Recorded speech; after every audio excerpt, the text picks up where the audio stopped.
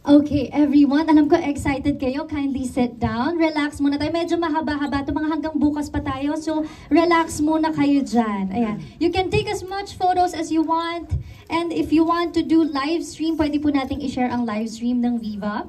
Viva One at Studio Viva and Viva Artist Agency. Thank you very much. All right. Moving forward, as always, you will have batches to be on standby mode, so please wait for your turn. For our first batch, we have Miss Natalie Tomada of Philippine Star, Jezreel Ellie or Eli, content creator, Alan Policarpio of Inquirer, Mark Magadia of Maganda Ba Movie, and G. Trilliana of Malaya. Our first question will be coming from Miss Natalie Tomada of Philippine Star. Hello, good evening, everyone. My first question goes to Direk Ray and Tama ba Ray? And also Nadine. Congratulations on this series. Yung unang question ko, one lang pala. So, kasi parang yung Road Killers, parang it stresses the unique relationship between a father and a daughter. So nakita namin yun talaga na feel namin iba siya, iba yung relationship dynamics. Ganun.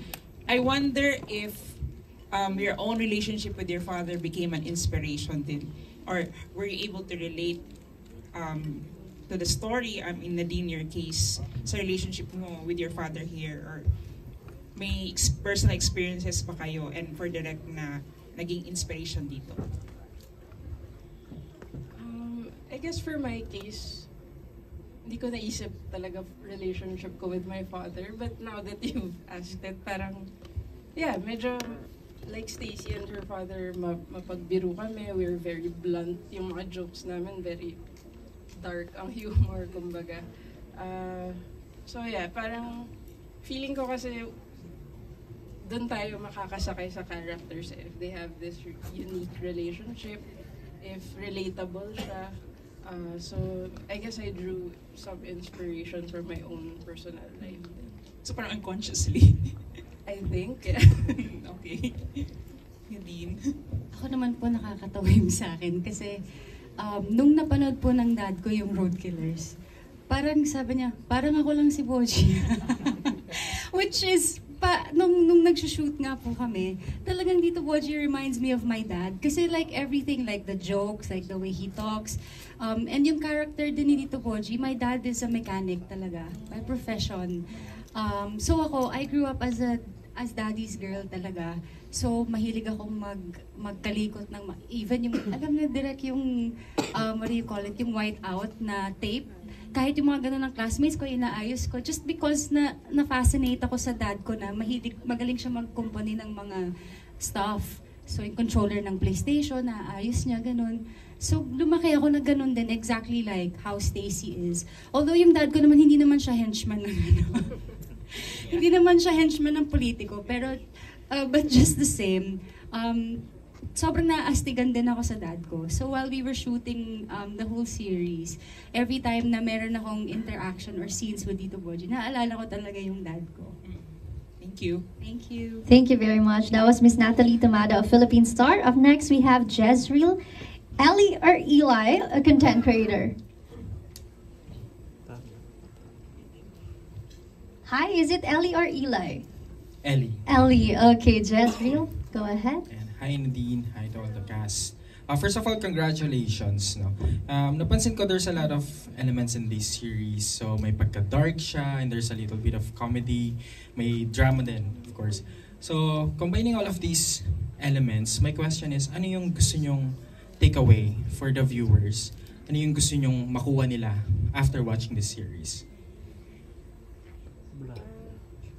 To be honest, madalas siya tanongin whenever I'm pitching a series or a film to producers.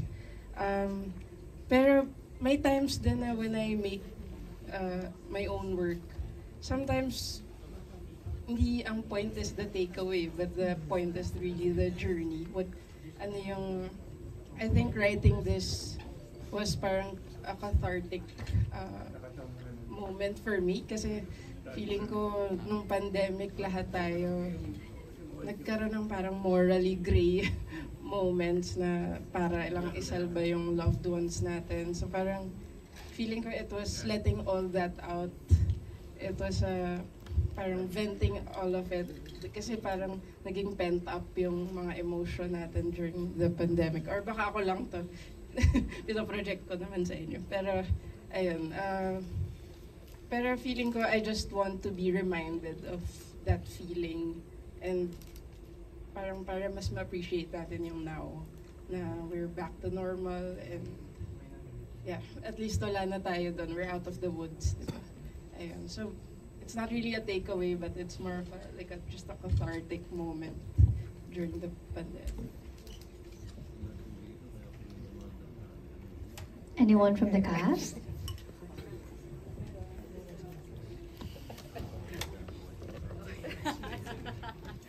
Wait. Sorry. Takeaway. Well, at least when I watch films, I always try to take notice of the setting and some of the blockades na dinadanas ng character. And Direk Ray always does this. Something that I've noticed. She always likes to put a little bit of truth of what the country is now. And interestingly now, for this series, it was a moment in time when the Philippines was experiencing the pandemic and it wasn't good. So, I think for me, when I watch stories like this, it's important for us to notice that. Little bits of truth, no matter how ugly it is. So for me, for this one, it was the reality of the pandemic that drives us into pushing extreme decisions. Parang ginawa ng character natin. Oh, English yun ah. Ayun lang. How about Jerome and Nadine? Ano ba? Sa akin kasi yung character ko here, napansin nyo naman, simple lang, inosente din. But lahat nagbago, syempre dahil dun sa panahon, kung ano nangyari. Katulad nung character ni Stacy, nagbabago lahat, lalo na kapag sa mga panahon na, alam mo yan, gipit tayo, may mga pangyayari na hindi natin inaasahan. And what more sa akin, yung character ko dun, hindi ko naman inasahan na mangyayari yun. So lahat sa akin, umabot hanggang sa ultimate revenge niya. So, ano bang pinaka-takeaway ko dyan? Alam mo, more on, hindi kasi ako ma-revenge na tao eh. Mas more on, ano lang ako, mas more on, like kay Stacy, mas more on, family comes first.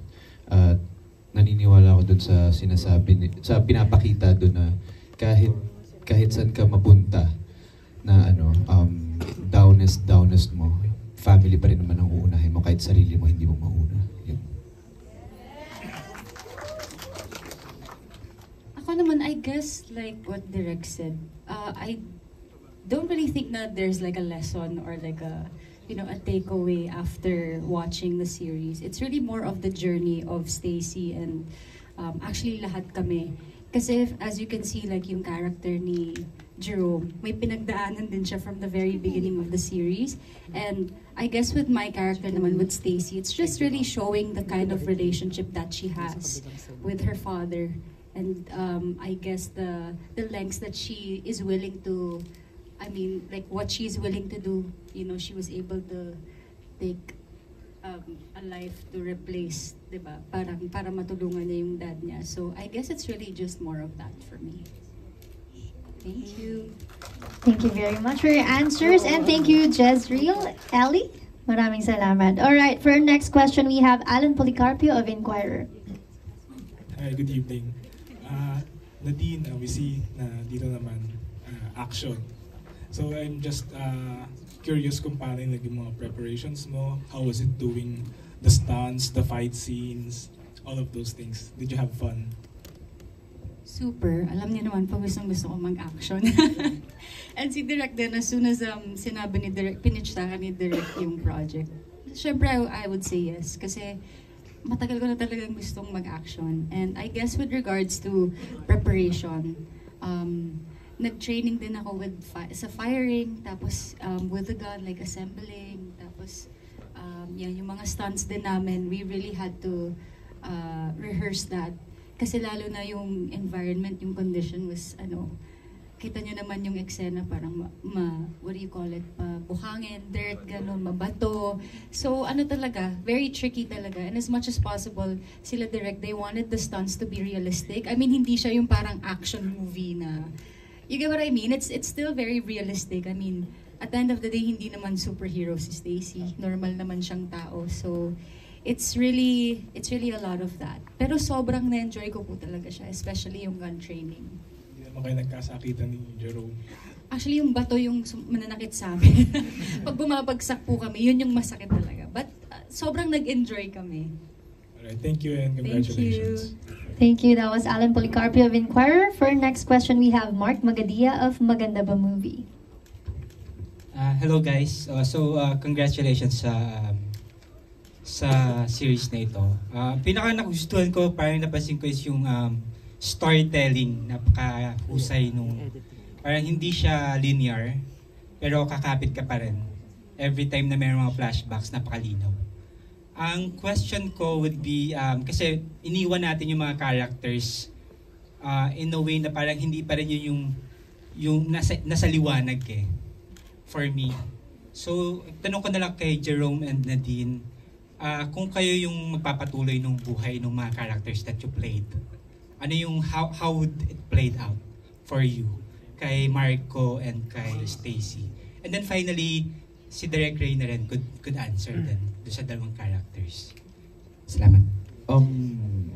It's a good question. Pero for me, totoo naman, walang light yung sa character. Pero ewan kay Stacy. Kay Stacy, wala na natitira.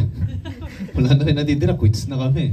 But for me, honestly, it's more on revenge pa rin eh. Like, dun yung binigay ko yung sa last look. I mean, it says everything na what could possible happen sa if ever may next. But if ever, ako may mga naisip din ako. Sabi ko, bakit hindi na lang kami yung next na magiging tauhan ng kami naman yung babakmak sa mga ganun. It's very adventurous at marami kang pwedeng isipin sa mga gagawin nila. It's not more about the light. Kahit nga dun, it's more about the journey na. Ako, I guess what I love about the ending is that it's very open-ended. Parang yung last scene ni Stacy, hindi nyo alam kung anong mangyayari sa kanya after. So, yeah. Honestly, hindi... Magjo-joke na lang ako kasi ito talaga yung running joke namin sa set. Pero naisip na namin yung Road Killers 2. Kwento ko ba direct? So, ang na-imagine namin lahat for Road Killers 2, sa Siargao naman, habang nagsasurf, doon naman daw nagbabaritan. Yun ang sabi ni Dirk. So, pinatawa ko lang po kayo. But, I guess with me kasi, honestly, yung nangyari kay Stacy or yung mga decisions na, or yung mga nagawa niya, I don't think I'll be able to take someone else's life just to save my father. I guess, ako personally, parang hindi ko kakayanin yun. But yung pinaka, I commend Stacy kasi gano'n niya talaga kamahal yung father niya. Na bahala na yung values niya, she will throw it out of the window just to, I guess, in a way, baka redemption din yun because, of what she did before, na guilty rin siya na nung namatay parang they weren't really in a good relationship. So, in a way, yun yung redemption niya. And kita niyo naman na until the very end, ginawa niya talaga yung wishes ng dad niya, which is to be buried beside the mom. So, yun.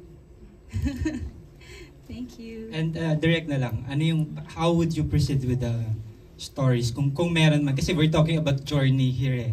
And parang mas maganda siguro kung, parang yung mga manonood kasi parang isipin pa rin nila paano magpapatuloy yung journey itong mga characters na ito? For Jerome, I guess na-imagine ko siyang, for Marco, sorry, parang makukulong, mag-rot in jail, and he's probably plotting his next revenge. Kasi alam niya, at least the last time he saw Stacy, buhay pa si Stacy. I mean, and then for Stacy naman, we don't know if she's dead or not. Alam mo yun, we left it open. And another running joke in our set, pag nag-season 2 man kami, ang opening mo ng season 2, didilat lang siya. Kasi ang closing mo, pumikit siya. Pero, I think si Stacy, maghahanap yan ng penance eh. Kasi I don't think she's gonna turn herself in like she said. She's not gonna turn herself in, pero susubukan niya mag-repent sa mga ginawa niya. Hindi ko pa alam exactly paano, pero I think that's gonna be her life from there on.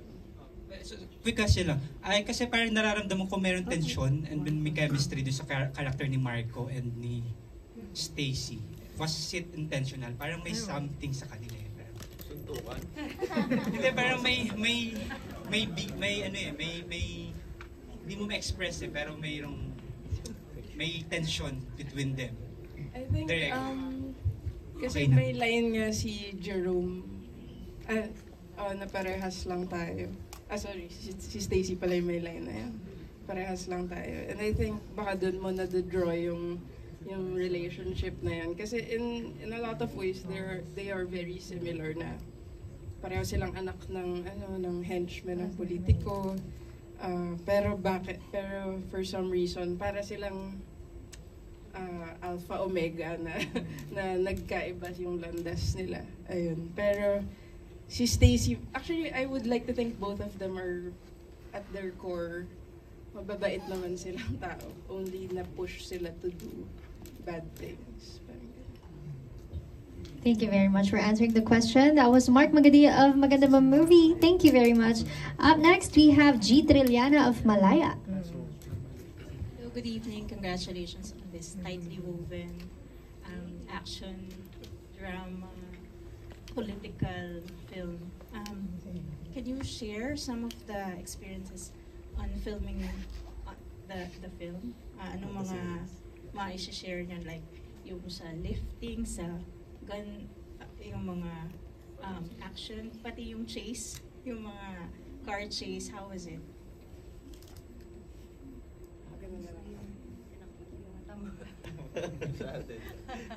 Oh, that was fun.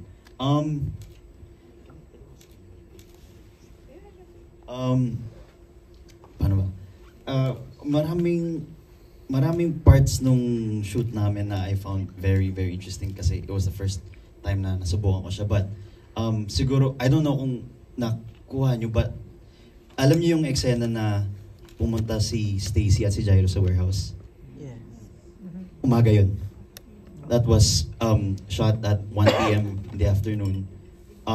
Pero hindi mo ka, di ba? So, those things, parang para sa akin, etos nalaman ko pa recently, Direk Ray has been planning this very meticulously. Nag-storyboard si Direk, nag-storyboard si Direk Ray daw, sobrang meticulously. She planned this up to the smallest detail. Kasama kung ano magiging itsura ng loob ng warehouse ng alauna ng umaga, pero dapat mukha siyang gabi. These little tricks and techniques na ginamit namin for this film is, I think, parang testament siya as to how much we want to make you guys feel something strong. And in the process, nagugulat ako kasi pagdating ko sa set, ay, umaga. Pero pagtingin namin sa monitor, gabi. And another part of that is yung inukit dito sa akin. I've worked with prosthetics before, never in that way. And para ding alam nyo, hindi siya masaya. Kasi you literally don't see anything for around 8 to 12 hours. But that's why we like doing this. Kasi it feels real. And I hope it made you guys feel real. Ganon siya kapag sinaksak sa mata. Yung ganong maliit na punas ni Jerome, nagsisell bigla. So, may mga ganong parts na ginawa sila direct na hindi nyo ever malalaman hanggat panoorin nyo siya ulit for the entire series. It's nakaka-geek out. But it's really, really fun. I think so. Wait lang, wala pa akong answer. I think ngayon when I try to recall, ang natatandaan ko yung pagod. Yung parang, yung umuulan, may time na, How long did you shoot this? We shot it for 12 days. And may point na parang, ba't ko ba ito pinitch? Parang, Ayoko na ng mga kotse kasi unpredictable ang kotse eh. Kasi hindi mo alam kung parang kailangan mo tansyahin yung speed niya, kung tama ba. Ang dami niyang rehearsal. Pero I'm very glad at yung how it turned out. And siguro ang na-recall ko na is how much effort everyone put in. Sobrang na-appreciate ko. Like, sila bilad na bilad sa araw, tapos bilang next day uulan. Alam mo yun, parang ang daming pinagdaanan ng prod na may mga parang may mga maka-cancel because of the weather. Parang na-shoot namin siya within a span of 3 months. Na very unexpected naman na problems. But ganun ang prod eh. Siya eh. There's a lot of moving parts that you can't control and it's no one's fault. Pero ngayon, watching it now, and I'm glad you guys got to watch it. Parang siyang, parang worth it yung pagod. Ganun. So ayun. I'm glad we're done, and I'm glad we get to share it to the viewers. I guess for me, yun nga, sobrang hirap ng conditions just because we're always shooting outside. And during that time, medyo unpredictable yung weather. So minsan pag, alam mo yun, pag nag-start na po kaming mag-shoot na blue skies tapos biglang uulap, we kind of have to wait a bit kasi iba yung lighting. So ang daming beses na nakaka-cancel yung shoots just because of the rain. Tapos yun nga, sabi nga ni Direk, yung a lot of the driving parts kasi doon, especially yung sa mahabang kalsada, I was really driving. So yung merong drone shot doon, nalala ko Direk, merong drone shot doon na minsan sasabihan ako, bagalan mo, bilisan mo, bagalan mo. So medyo tricky siya, but honestly it was really fun. And ako yung bagong experience ko dito, as you can see naman, parang 2 beses lang ako nagpalit ng damit sa buong show. So, contrary to my other roles before na laging malinis, laging maayos yung buhok, ganyan, dito naman po sobrang dumi ko. Gumugulong sa dirt. Tapos, yun nga, what I really like is how gritty the whole series is talaga. Tapos, I also love that Stacy is a bit boyish. You know, before kasi very feminine yung mga role ko. This time around, like I really had to think of mannerisms na hindi usual na ginagawa ng mga characters ko before, or that's a bit boyish. So, yun yung bagong experience for me for this project.